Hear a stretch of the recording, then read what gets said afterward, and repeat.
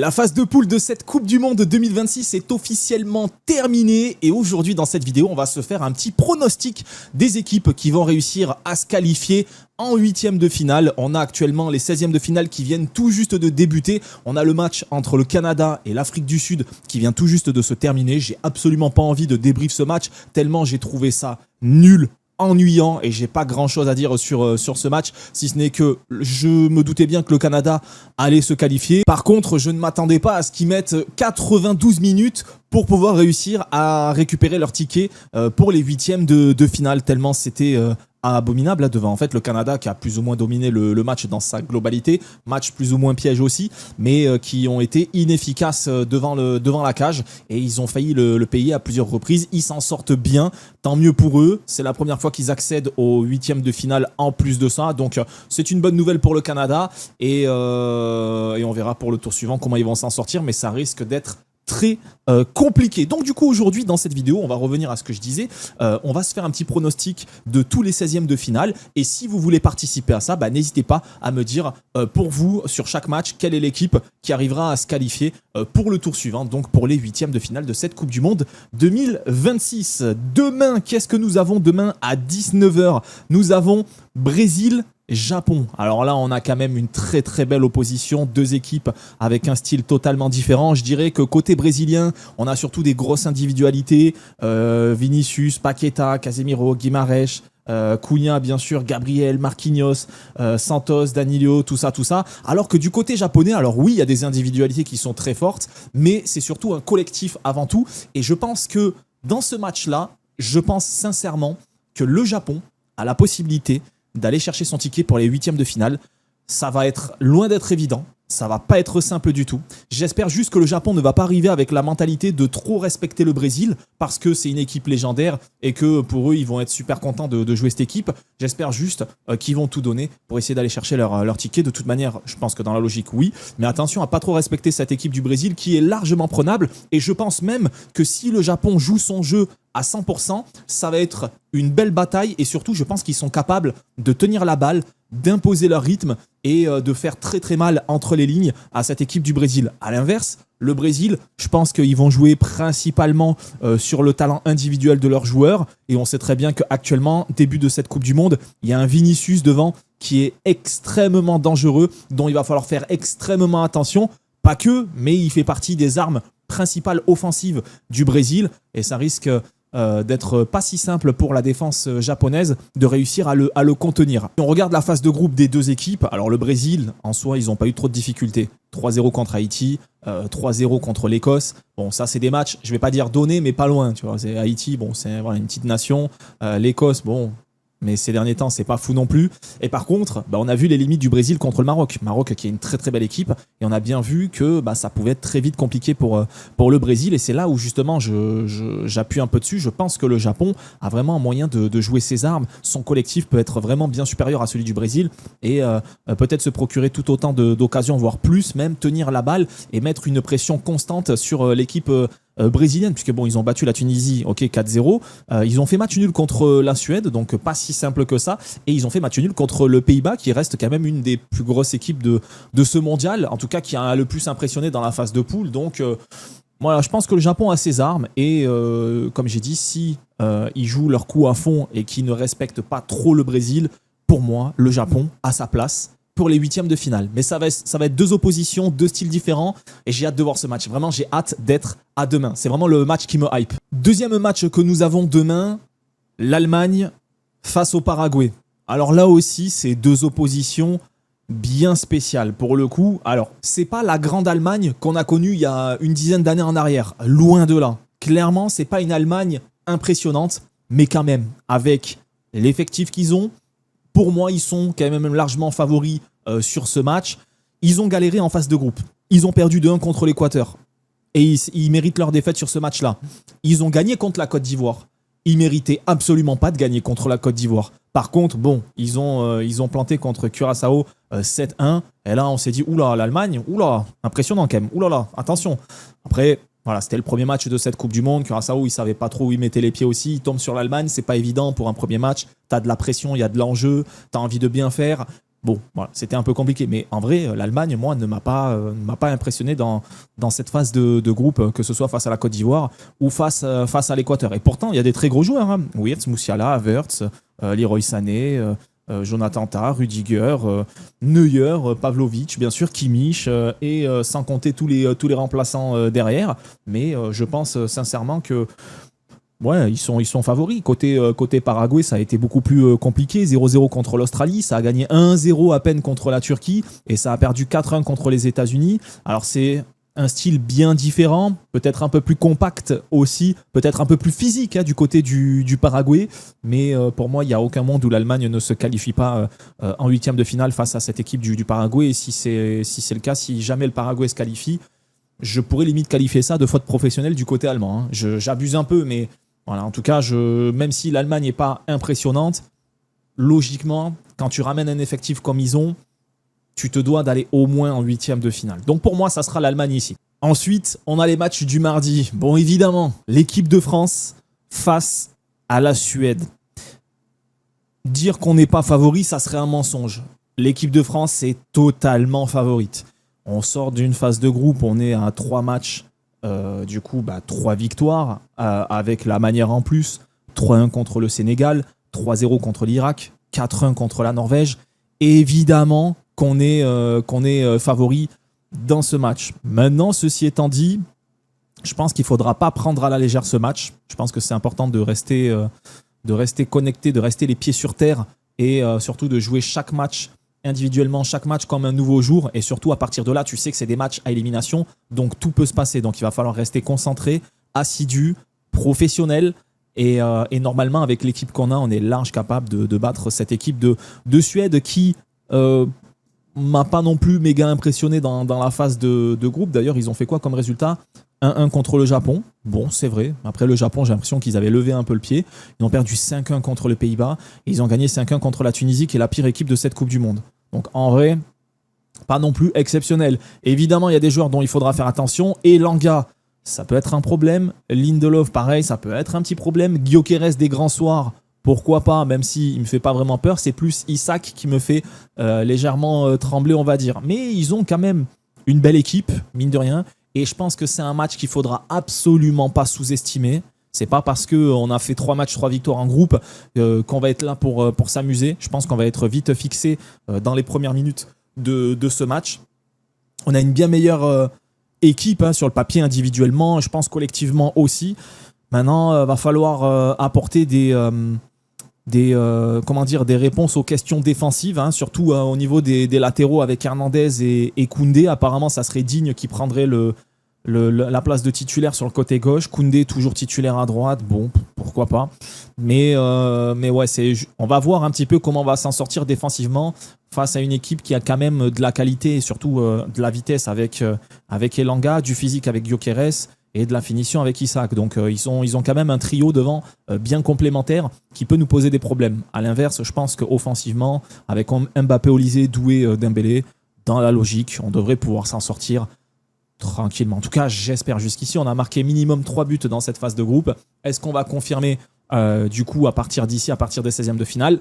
Réponse demain, réponse mardi du coup, voir ce que ça va donner. Mais la France se qualifiera pour les 8e de finale. Pour sûr. En tout cas, je l'espère. Ensuite, on a un match. Alors celui-là, il n'est pas évident. Côte d'Ivoire-Norvège, c'est pas évident à pronostiquer. Sachant que la Norvège a laissé, on va dire, leurs gros joueurs sur le banc contre l'équipe de France. Certes, ils ont perdu 4-1, mais ils s'en sont quand même très bien sortis puisqu'ils ont battu le Sénégal 3-2 et ils ont battu l'Irak 4-1. Donc, ils ont quand même fait une très belle phase de groupe avant de se reposer face à l'équipe de France. Haaland sera certainement de retour. Haute-Garde aussi, et tous leurs gros joueurs, Sorloth par exemple aussi, qui pourraient être présents. Donc ils vont revenir avec une équipe qui s'est bien reposée, qui est bien fraîche, là où la Côte d'Ivoire a dû quand même un peu batailler, même s'ils se sont qualifiés logiquement, puisque ça a quand même gagné 1-0 contre l'Équateur et c'était mérité. Ils ont perdu contre l'Allemagne et c'était pas mérité. Et ils ont gagné contre Curaçao et c'était mérité aussi. Donc moi, la Côte d'Ivoire, j'ai beaucoup aimé. J'espère, de mon point de vue, j'espère sincèrement que la Côte d'Ivoire va se qualifier. Parce que de ce que j'ai vu, J'aime beaucoup comment ça joue. J'adore leur milieu de terrain. Bon, Sangaré, allez, je suis un peu toulousain, donc c'est normal. Kessié, voilà, j'aime beaucoup aussi. Diomandé devant, c'est extrêmement bon. Amad, ça peut être très bon aussi dans les grands soirs. Nicolas Pepe, pareil, il y aura besoin de toute son expérience. Et ils ont quand même des gros joueurs, même derrière, hein, Kosonou, Diomandé, ce que tu veux, même le Doué à droite. Non, ils ont une très belle équipe, je trouve, la Côte d'Ivoire. Et franchement, qu'ils aillent en huitième de finale, ça serait pas déconnant. Je pense que ça serait même une belle chose pour eux. Donc, moi, je suis plus pour la Côte d'Ivoire. Maintenant, ça va être un match extrêmement dur à pronostiquer. L'impression que...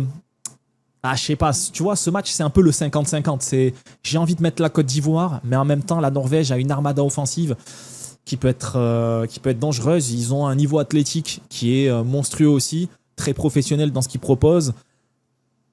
Je sais pas. En vrai, ce match, je suis un peu indécis.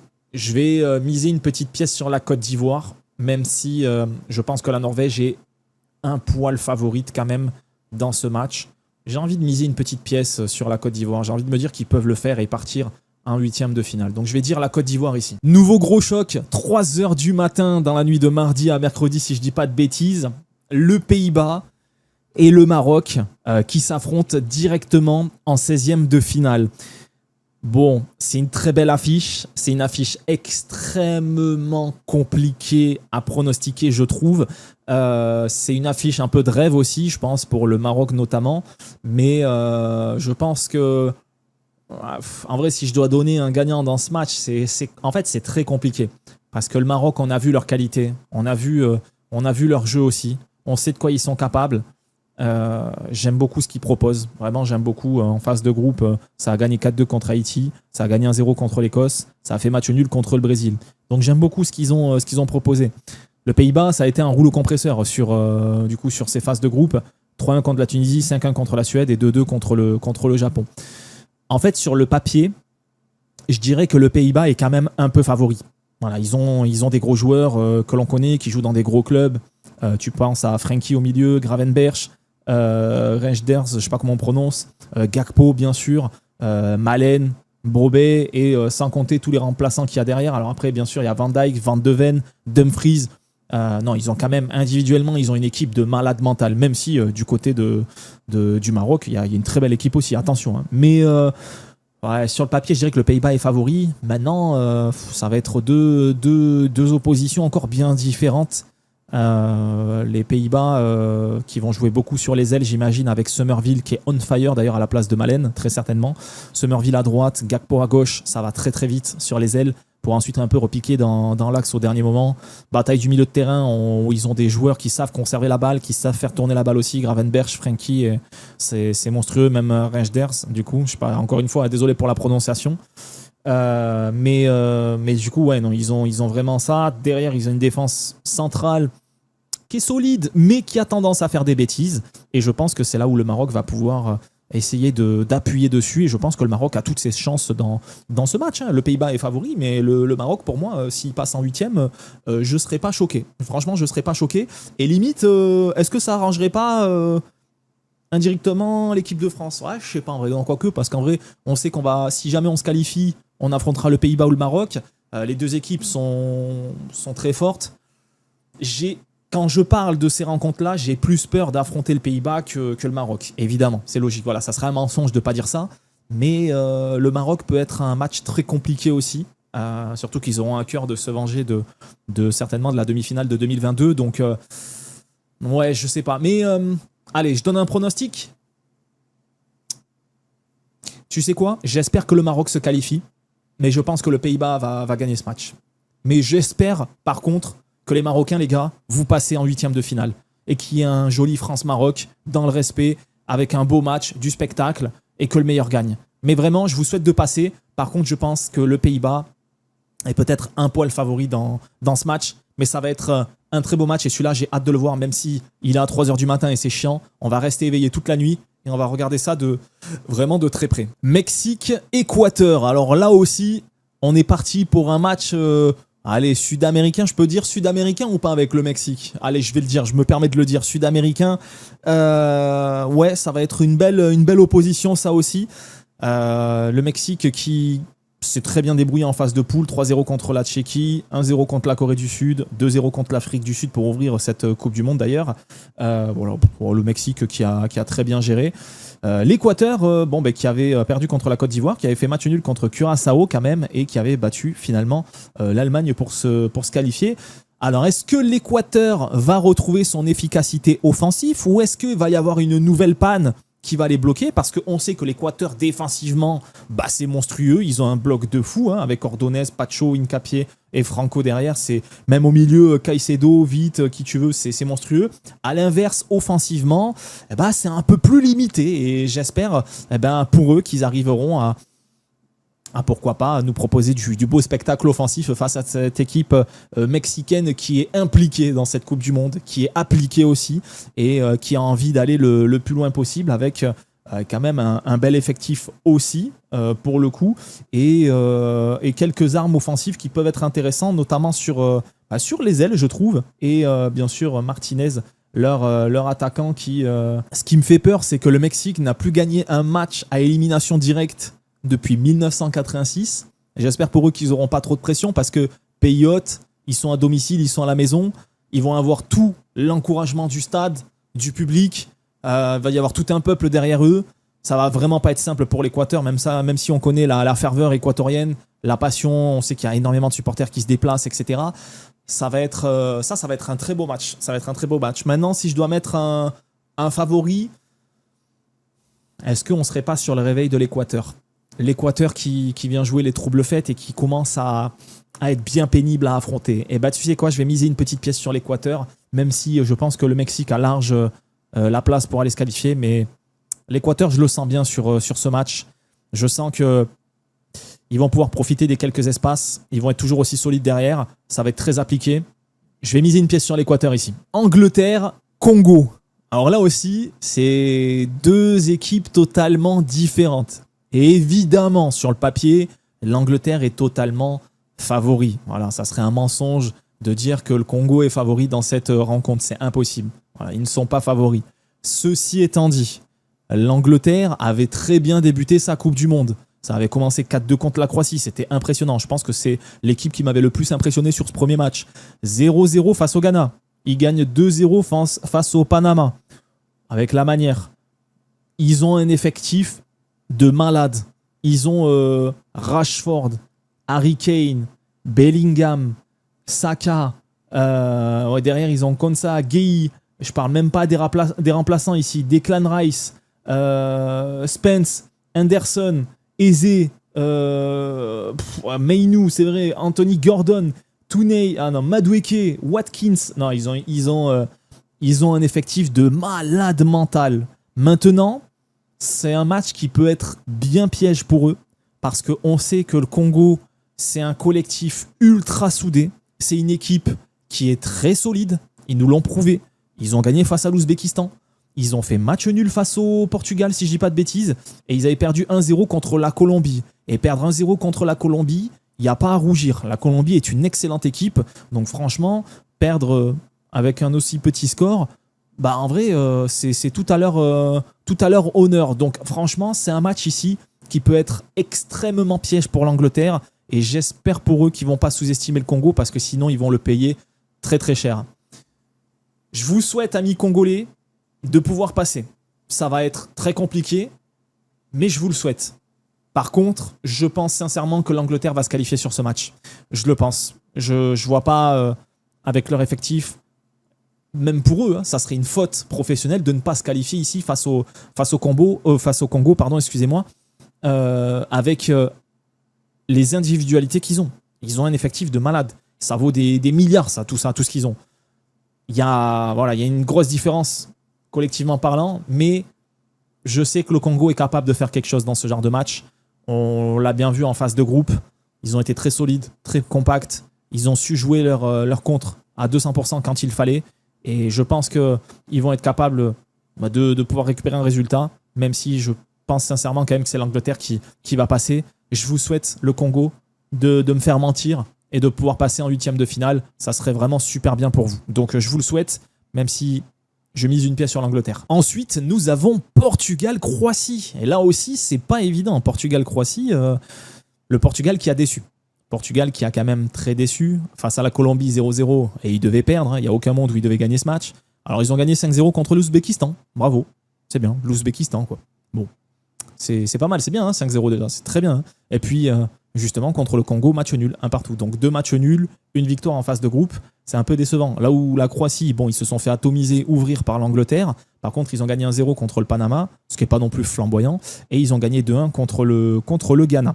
C'était pas évident non plus, mais ils s'en sont bien sortis. Donc la Croatie, qui n'est pas la Croatie de 2018, hein, bien sûr. Une Croatie avec encore des Luka Modric, des Kovacic, etc. Mais des Perisic qui sont encore présents. Hein, d'ailleurs, c'est vrai, Stanisic aussi, etc. Mais ils ont quand même encore une très très belle équipe, un très bel effectif. La Croatie qui est capable de jouer des tours à ce Portugal. Parce que le Portugal, meilleur milieu du monde, clairement de très loin, Vitinha, Neves, João Neves surtout, Bruno Fernandes devant aussi. Devant, ils ont quand même João Félix, ils ont Neto, Ronaldo, ils ont quand même Mendes, Cancelo sur les ailes. Voilà, ils ont un 11, il est tellement complet que le Portugal, s'il passe pas ce tour-là aussi, ça serait un peu dramatique pour la nation, quoi. Donc, je sais pas. Franchement, je vais miser une petite pièce sur le Portugal. Ceci dit, j'espère que la Croatie passe quand même, parce que j'aime pas le Portugal. Mais je pense que le Portugal a un léger avantage sur ce match.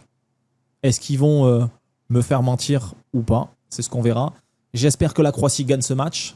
Maintenant, je pense que le Portugal est légèrement favori. Donc, petite pièce sur le Portugal, mais vraiment une petite. Si la Croatie passe, je serai bien content pour le coup. L'Espagne face à l'Autriche. Bon, allez, l'Espagne, je mise direct ma pièce, je lance ma pièce. L'Espagne qui passera ce tour normalement tranquillement. Attention à ne pas sous-estimer quand même l'Autriche. Ils ont des joueurs offensifs quand même très bons. Ils ont une très belle équipe. Hein. Schmidt, Leimer, Sabitzer qui sont encore là. Alaba qui est là encore. Arnautovic qui est toujours là aussi, c'est vrai. Et puis même dans les remplaçants, Danso par exemple. C'est vrai qu'ils ont quand même une belle équipe, hein, franchement. Hein. Alaba qui est incertain, qui est blessé. Arnautovic apparemment aussi. Bon, voilà, c'est peut-être quelques petites frayeurs ici. Mais en soi, je trouve que ils ont un bel effectif. Maintenant, l'Espagne reste l'Espagne. Pour moi, l'Espagne reste une équipe favorite. Ils ont gagné 1-0 contre l'Uruguay, 4-0 contre l'Arabie Saoudite. Match nul contre le Cap-Vert. Donc, premier match, ils avaient déçu. Le match contre l'Uruguay, ils ont un peu déçu quand même. Hein, parce que, en fait, à part Yamal, tu as l'impression qu'ils n'ont rien pour déclencher. Oyarzabal, bon, qui est toujours aussi bon à la finition. Attention dans les petits espaces à Dani Olmo aussi. Mais devant, l'élément déclencheur Yamal, s'il n'est pas dans un grand match, tu as l'impression qu'ils n'ont rien pour accélérer, pour vraiment mettre la pression, et c'est compliqué. Donc l'Espagne qui reste un favori de cette Coupe du Monde n'a pas non plus méga impressionné en phase de poule. Maintenant, c'était les phases de poule et on va voir, on va être directement fixé avec ce premier match à élimination directe. Donc je vais quand même dire l'Espagne de très loin, mais attention à ne pas sous-estimer les armes autrichiennes, même si je pense que défensivement, l'Autriche, bon, c'est pas fameux. On verra si Yamal nous sort un grand match, je pense que oui. Et l'Espagne a quand même de grosses armes offensives pour faire très mal à cette équipe autrichienne. Mais attention quand même derrière, que ce soit Koubarsi, Laporte, Cucurella ou Llorente, attention quand même, il y a de beaux joueurs côté autrichien.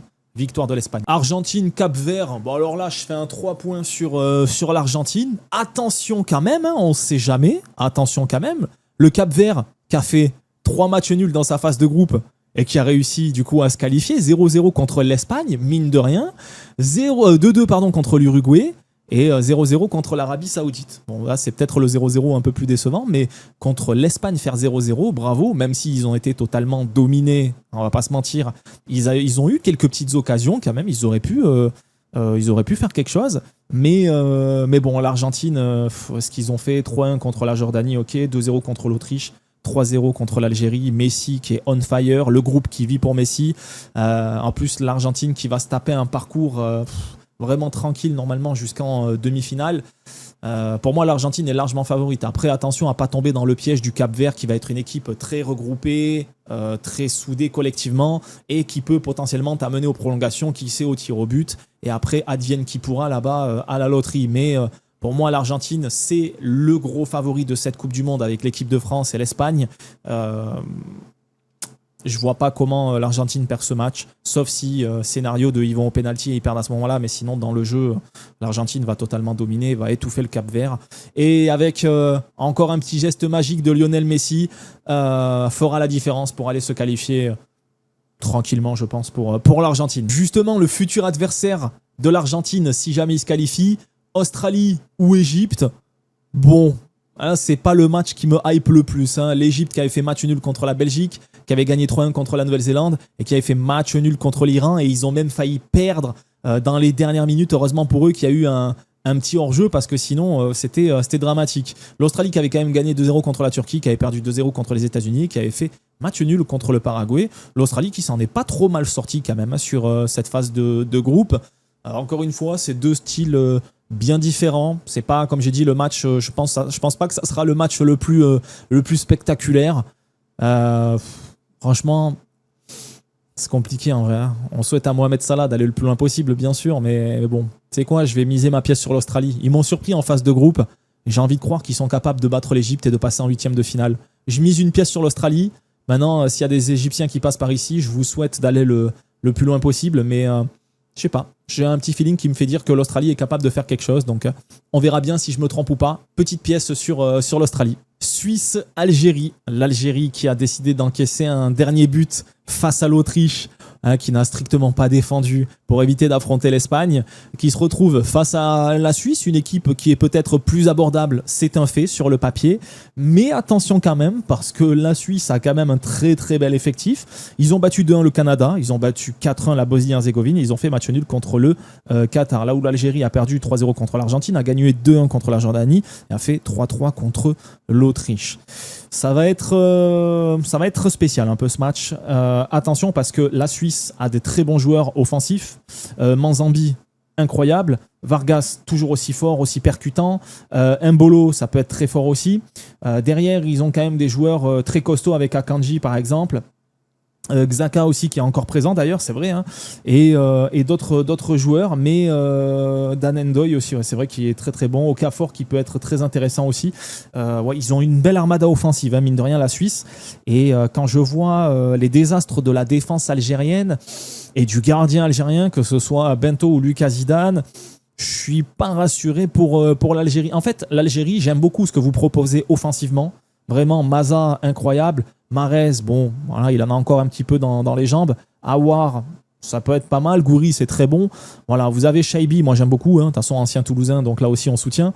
Mais ouais, non, vous avez une belle équipe aussi offensivement. Mais vous, c'est plus défensivement où il y a un problème. Là où la Suisse, je trouve, c'est beaucoup plus équilibré. Je sais pas.